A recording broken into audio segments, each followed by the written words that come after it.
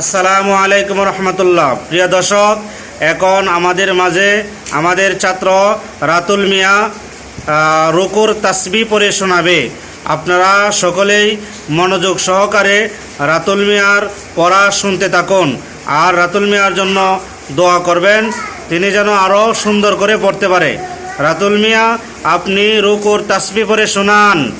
রুকুর তাসবিহ সুবহানা রাব্বি ইয়াল আযীম সুবহানা রাব্বি ইয়াল আযীম সুবহানা রাব্বি ইয়াল আযীম তিনবার পাঁচবার অথবা সাতবার বলা সুন্নাত। আসসালামু আলাইকুম ওয়া রাহমাতুল্লাহি ওয়া বারাকাতুহু। মাশাআল্লাহ বলেন। মারহাবা। মাশাআল্লাহ।